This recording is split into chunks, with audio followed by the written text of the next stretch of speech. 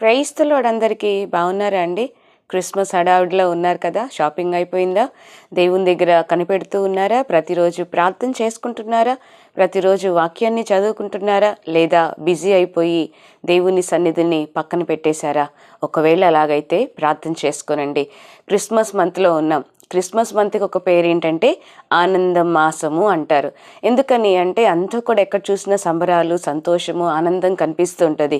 కానీ ఒక నిజమైన ప్రశ్న ఏంటంటే, నిజంగా ఆనంద మాసం అనబడుతున్న ఈ డిసెంబర్ మంత్లో మన హృదయంలో నిజమైన ఆనందం ఉందంటారా? మన కుటుంబాలలో నిజమైన ఆనందం ఉందంటారా? ఫిలిప్పీ పత్రిక 4:4 ఉంటుంది. ఎల్లప్పుడూ ప్రభువునందు ఆనందించుడి, మరలా చెప్పుదును ఆనందించుడి అన్నారు. కానీ నిజంగా సంతోషం ఉందా? బయట ఎక్కడ చూసినా క్రిస్మస్ సెలబ్రేషన్స్ జరుగుతున్నాయి. ప్రీ క్రిస్మస్లు, గ్రాండ్ క్రిస్మస్లు చాలా చూస్తూ ఉన్నాం. చాలా సంబరాలు జరుగుతున్నాయి.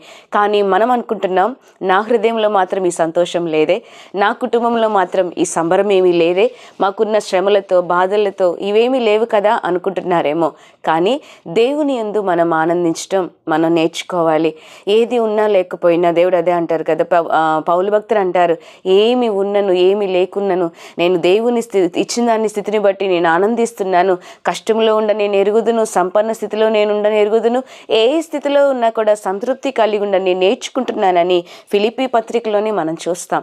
ఆయన అంటున్నాడు, ఆయనకున్న అనుభవం అది, ఏమున్నా లేకపోయినా దేవుని యందు ఆనందిస్తున్నానని. కాబట్టి మనం ఎలాగుండాలి అంటే దేవుని యందు ఆనందించాలి. ఈ క్రిస్మస్ మంత్లో కూడా క్రీస్తుని బట్టి మనం ఆనందించడం నేర్చుకోవాలి. ఎందుకని అంటే క్రీస్తు ప్రభువారు మన కొరకు ఈ లోకంలోకి వచ్చారు.